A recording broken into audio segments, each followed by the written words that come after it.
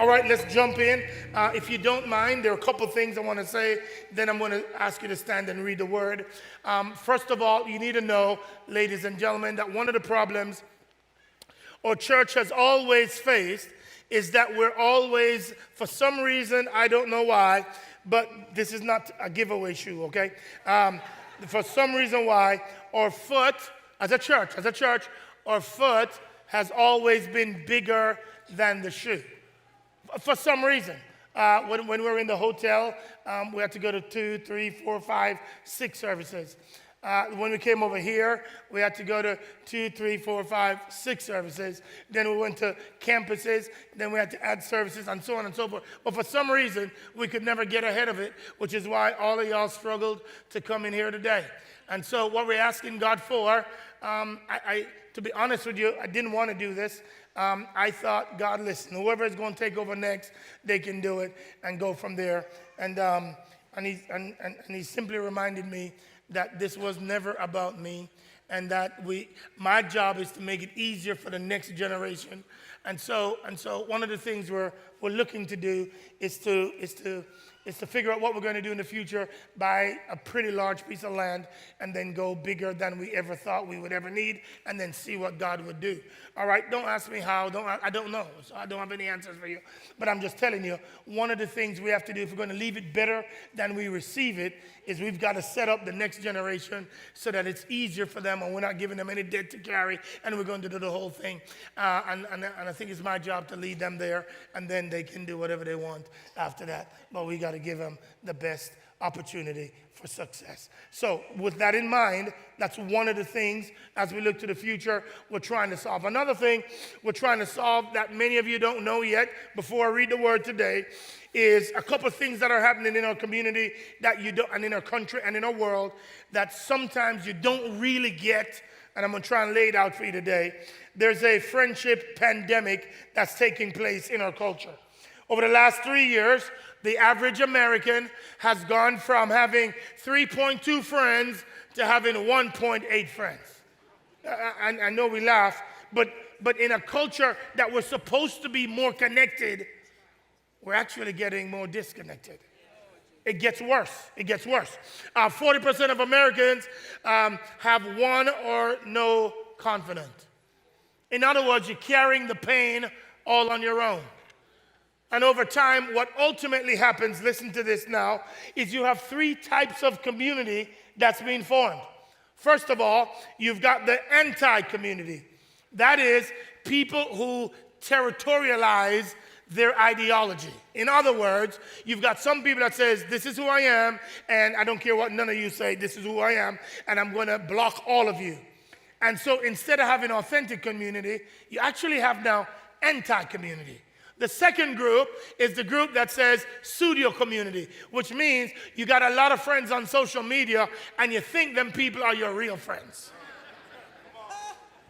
You really are living in a delusional world thinking that these people will come to your rescue.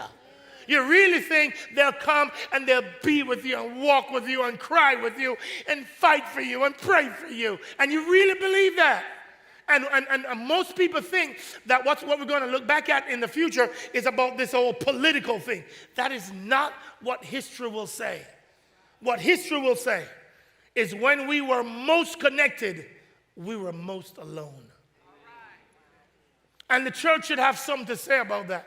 Because what God's calling us all to, which is the name of our church, is authentic community, which is biblical, where we're praying for each other, where we're crying with each other, where we're fighting for each other, where we're doing everything we can to make sure we're all bringing all of life under the lordship of Jesus the Christ.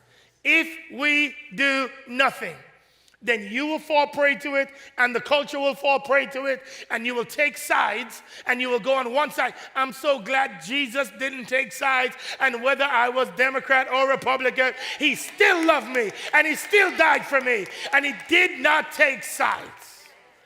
He's asked us to now show to the world that what they really long for is biblical community, not anti-tribal community, not pseudo community through the digital world, but for authentic community. That's what the people on your job long for.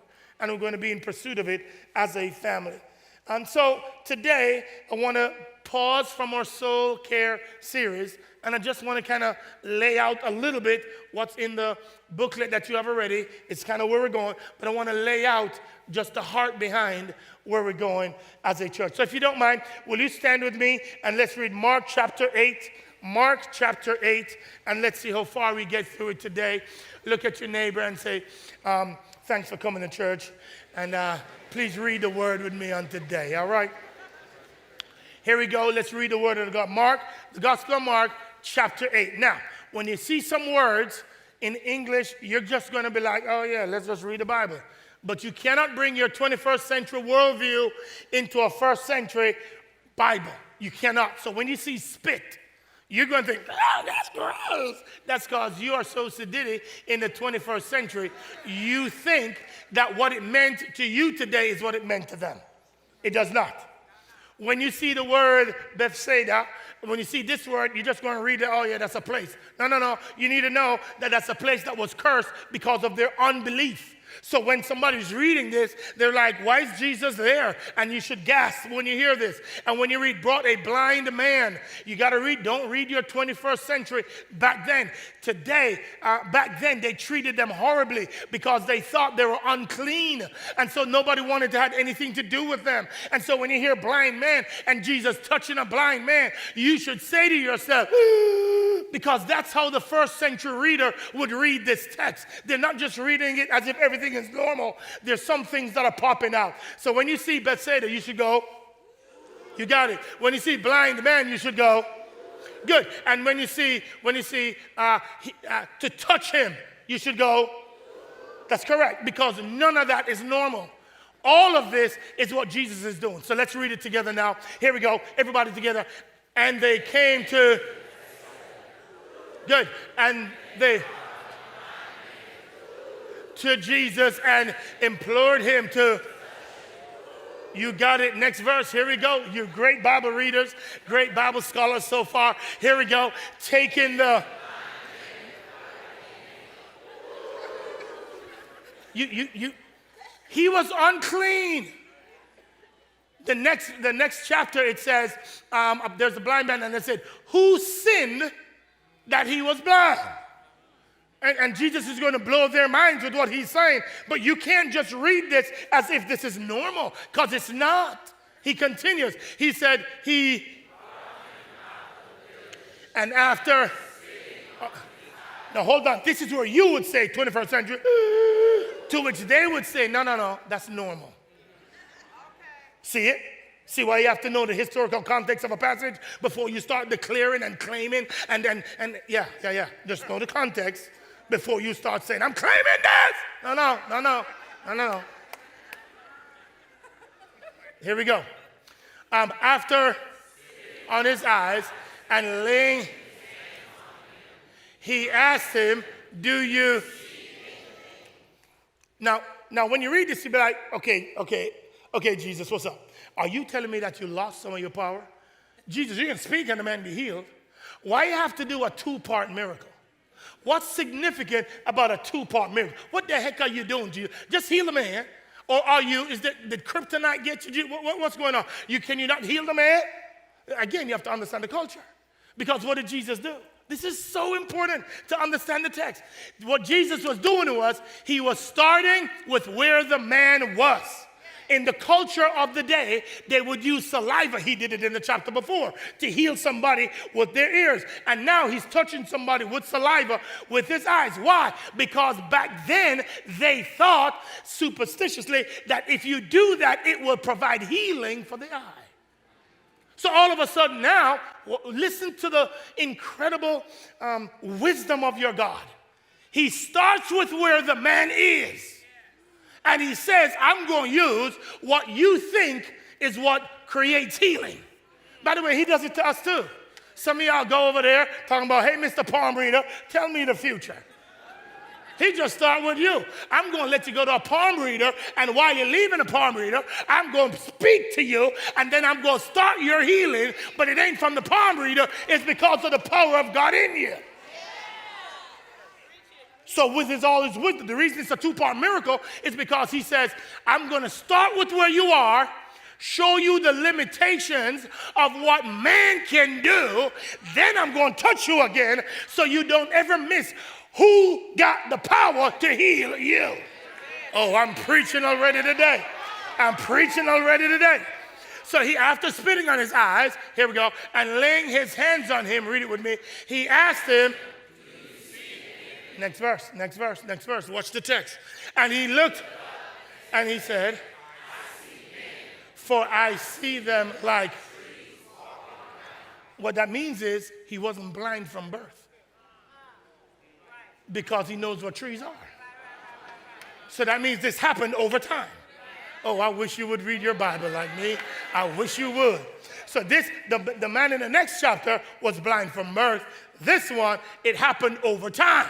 So now he says, I can see some, but they look like trees. I know what I'm bad used to, but they look like trees. In other words, he now has blurred vision. And for many of us, ooh, thank you, Holy Spirit. Blurred vision is enough. So many Christians walk around today, really can't see, but you're enjoying blurred vision like it's everything. And God said, I didn't come to give you blurred vision. I came to give you life and life more abundantly. Oh, I'm preaching already. Lord have mercy. Next verse, verse number 25. Here's what he says. He says, then again he laid his... No, again he laid his hands. Let's start again. Then again he... Good. On his eyes and looked and was restored. My God. And began to see everything. Ladies and gentlemen, you used to be blind. And your God held you by the hand, brought you to himself, took the scales off, and now you can see. That's the good news of the gospel. You used to be blind. Say it with me, I used to be blind. But God. One more time, that sounds so good. I used to be blind. But God. He restored you, and all of a sudden you can see again. Next verse. We're done here.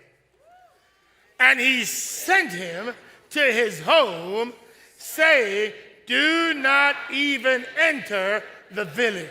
Why would you do that, God? Why would you do that? You sent him to a village. He's from a village. You said, go home, but don't go to the village. Because when you're coming out of the world, you've been hanging with the wrong people. So he says, don't go to them. I want you to go to your house. And I want you to tell them what I did for you in your house. We got too many people walking around talking about, I want to be a life coach, and I'm going to help everybody. Go help your own house first before you go help anybody else. Talk about God's called me to counseling. Yeah, by the way, the people who counsel are the people who are most jacked up. But anyways, God sent you to counseling, and you're talking about, well, let me go help the world. Can you go help your own house first? Look at your neighbor and say, help your own house, and then sit down. Look at the other one, help your own house, then sit down. Here we go. I got to go, y'all. I got to go. Here we go. Ladies and gentlemen, watch what happens in this text. Verse 22. Watch what happens in the text. It's clear. He said, and say this word with me. That's not everybody. And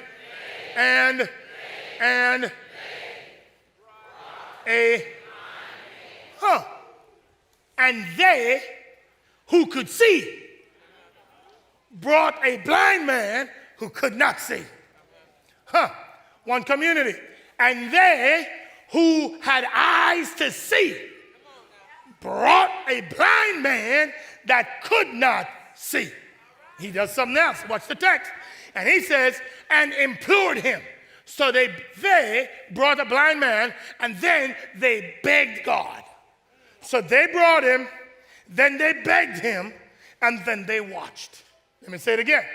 They who could see brought one who could not see, brought him to God, then prayed and begged God, would you restore him? Would you heal him? Will you help him? Will you create the right environment for him? And then they sat back and watched. Can I tell you who they are in the story? Anybody who has ever not seen and now see. That's the day, which makes it me and you. So what should you do over the next 15 years? You should be looking for blind people. And by the way, I hope you know by now, I ain't talking about physically blind, but spiritual. I got to tell you, because some of you be like, okay. But we're looking for...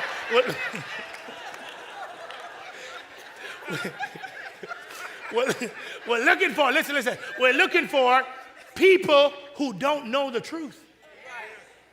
And we're saying to them, I got a man that you need to know. Then you're going to beg God, will you transform their marriage? Will you transform the way they think about singlehood? Will you transform the way they view about money? Will you transform the way they think about substances that will help them? Will you transform them, God? And I'm praying and I'm pleading to God. And then I watch what God does after that. Now, here's my question. When was the last time you brought somebody to God? Because the best way to show gratitude is by returning the favor for somebody else. So is it that we're not grateful? That's why we don't bring people? Is it that we're not grateful? That's why we're not begging God to transform people's lives? Is that why? And so let's jump in now to the text. Go to this booklet and let me show you the predicament of the church.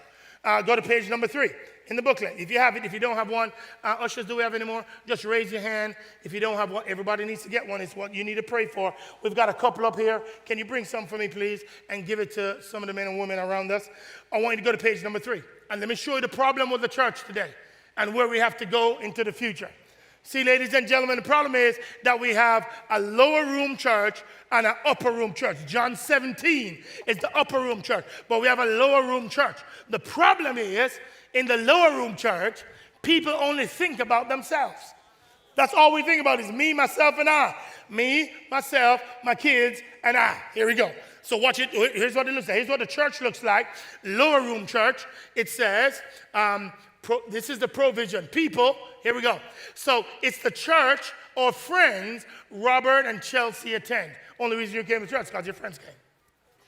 Only reason you came to church, oh yeah, my friends go. I want to be comfortable with my friends, so let me go where my friends go. And so let's go. It's all about you. Let's look it up again. Here we go. Second one, programs. Cameron and Kyla really love going to Wonderful Kids. Oh my gosh, let's make it the whole world.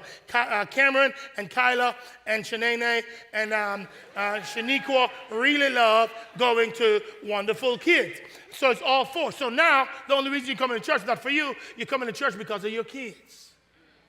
It's all about you. It's everything you do. You come to church and you want God to help you, bless you, and it's all about you. That's lower room church. The third one is, oh, Pastor Conway, I like him. Sister Jada, I like her. And they're such good teachers and they're funny. You think this is entertainment? That's what you think this is? Here we go. Here's another one. The new building is close to where we live. So since it's close and I only do things that's convenient to me, I only do things that matter to me because it's convenient and comfortable, then that's why I'm coming to church. And so what you've done is you've made church all about you. And this is fine if you're new to the faith.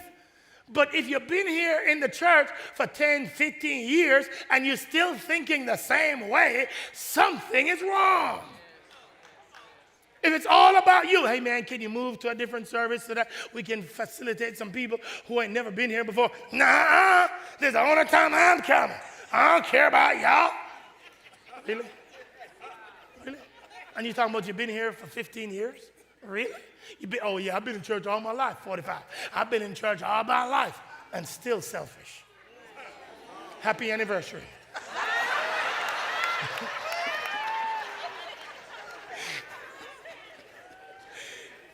Let me see if I can help you out. This is very significant. Whenever Christmas time comes, what you try to do is you try to make sure you have a gift for your kids. And what you do when you're a kid is you attempt on the 24th to see what's in there.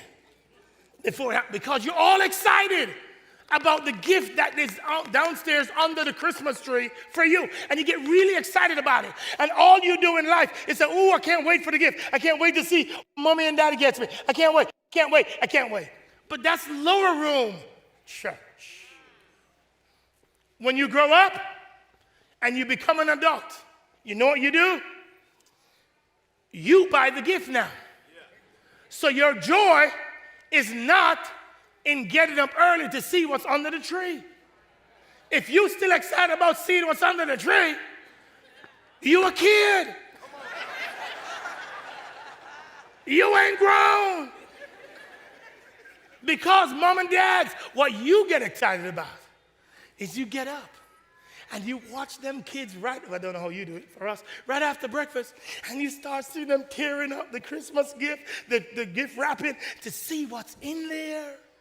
Let me tell you what church should be. When you're young, your first couple, 3, 4 years of church, just met Jesus, you should be like, oh my God, this is so good. Oh my God. And you get all excited. But the older you get, you know the word for yourself. You don't need somebody else to feed you. You can feed yourself. No, listen to me. So now what you get excited about is I got to go see other blind people and bring them to God, so that now, because they're sitting beside me, I get to see them lift their hands for the first time. I get to see tears running down their eyes for the first time. I get to see them open their own Bible for the first time. I get to see them say, God, would you please help me, for the first time. That's what mature believers be. Mature believers don't just know every word and every verse in the Bible. They know how to apply it, and they know how to bring people to God. Pray hard that he changes them, and then watch him work. What we have grown up, listen to me please, in the United States of America is a bunch of people that have consumerism at the heart of everything they do. And it should always be about you. Do you think we do these lights for mature people? Do you think we do that big old expensive screen for mature people? We don't. Christians who love God can worship in the dark. They don't need light to worship him. They don't need fancy TVs to worship him. They can worship him in the dark. We ain't doing it for you. You're more than 5, 6 years. We doing it for the people who's under 5, who used to go to the Beyonce, well, some of them still go, to the Nene concert, and on the other side, Taylor Swift concert, and Bruno Mars concert, and Pink concert, well, anyways, concert, and that's what you go to. And so the only reason we do all this stuff right here is so that we don't look so ancient, like we're there from 50 years ago. But don't you ever get it twisted that mature believers need all this stuff. They don't. Not one of them do. Not one. So when you do it, when you see us doing stuff, and you say, well, don't take all that. Why are they doing all that? I'm doing it for your co-workers. I'm doing it for the people who work for you. I'm doing it for your boss and the CEO of your company, so that when they come, they can say to themselves, something's a little different about this one. Okay, let me at least consider who they're talking about today. That's why we're doing it. Do not ever get it twisted about this church that we're into entertaining people. If you do, you have no idea what our heart is. It is literally, I'm going to say this, somebody going to get offended, but I don't care. It is simply a game to get them to figure out, should I consider Jesus? And once they do, and we set up dates with them with Jesus, I promise you, they're going to fall in love with the Jesus I know.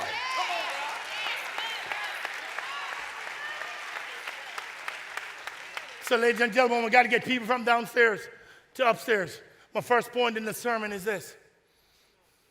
Your village always affects your vision. The people you hang out with always affect how you see.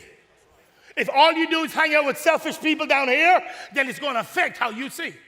If the thing you love is going all over the world, prancing around, ain't nothing wrong with that. But if that brings you more joy than serving your God, there's something wrong with you. And all I'm trying to suggest to you is this. As a church in the future, we're just asking God to do something he's never done before, but to raise up some upper room believers so that we can go down to the lower room and bring people out. You know what? You know the problem with the lower room? The lower room has a back door. And so that's why when we don't meet your needs, you go through the back door. That's why when we preach something that you don't like, you go through the back door. It's in the Bible, but you don't like it, and you want me to leave it out, so now you want to walk through the back door because you think church is all about you, and you think every sermon you hear, you should hear something like, it's going to be big. When my Bible says sometimes it gets small. Ain't nothing big about it. And sometimes you want to hear, it's going to make you joyful and happy. And my Bible said, no, sometimes you're going to mourn and cry. So every sermon shouldn't be about what you're going to get. Sometimes it should be about what God's going to cut out of you. Oh, I'm preaching to somebody now. Sometimes it should be about, hey, give us a mirror, Pastor. Lord, have mercy. We got to change some stuff. Because it's not always about you. He didn't save you to make all of life about you. It actually isn't about you. It's about God. And you giving him glory with your life.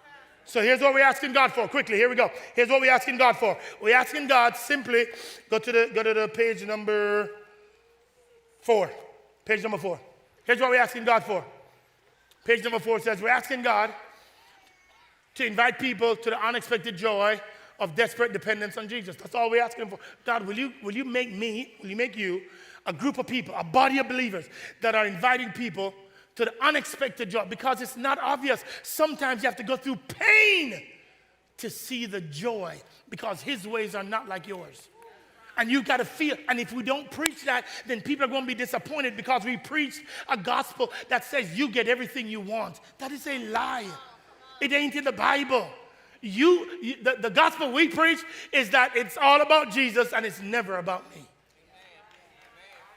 So there's unexpected joy because you're going to go through pain. And when you go through that pain, the only way to get through it is if you have a desperate dependency on Jesus. So what are we asking him for? We're asking him for 500 small group leaders. 500 of them who will live in the upper room and bring people from the lower room to the upper room. That's what he did in John 17 when he says, guys, I'm going to leave. And when I leave, I'm going to die and then leave. And you get to run the world. And you get to infiltrate the world. And guess what they did? They turned the world upside down. Where's the group of believers that are thinking like that today? Last night, in the first 3 quarters, the first 3 quarters and half, and 90% of the fourth quarter, Deion Sanders, y'all were asleep. Deion Sanders, his team. The problem is I was up. Anyways, Deion Sanders, his team. Everybody was jumping off the bandwagon. See, I tell you, fake team, they ain't good, all that. But then they huddled up on the 2 minutes left. They huddled up and they said, hey, look at here. We got 98 yards to go and we got 8 points to get. And they said, here we go, let's go. And so they huddled up and they had a huddle. And from that huddle, they came out of the huddle. Pass, run, pass, end zone. Okay, 2 points, let's go. Next play, boom, into the end zone. And the game is tied right as the clock runs out.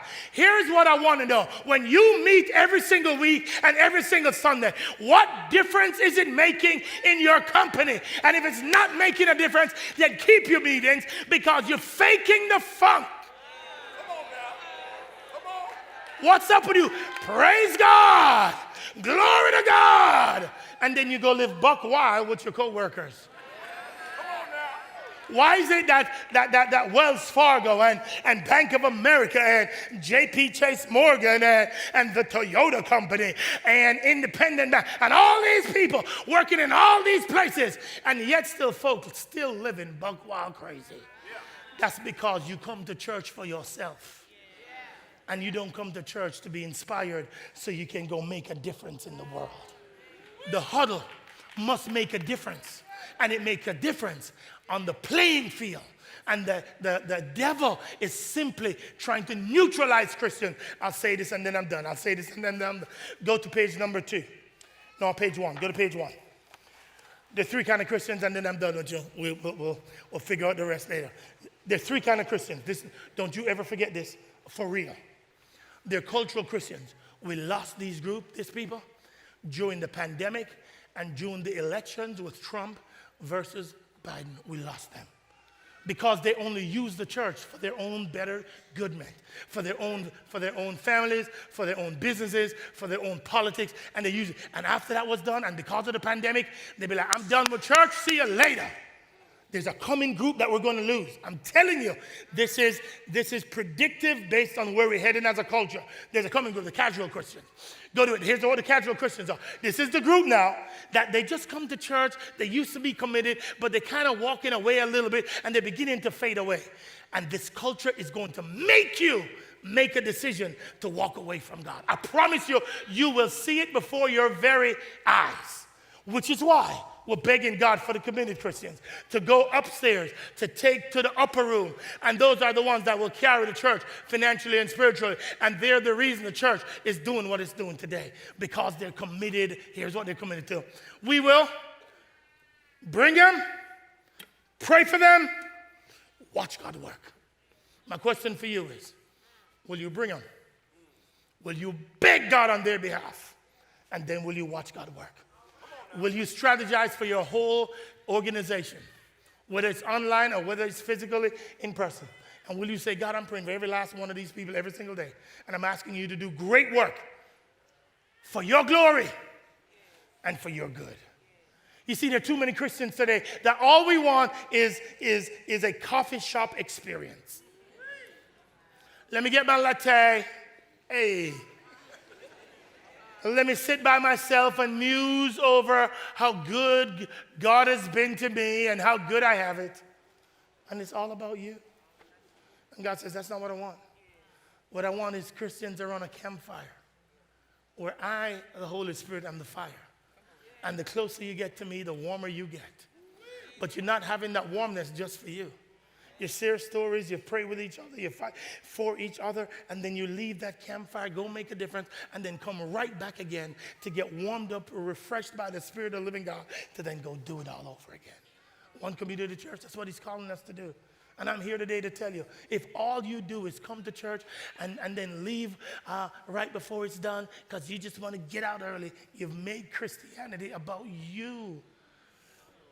The most important part of the service is at the end, when people are making spiritual decisions.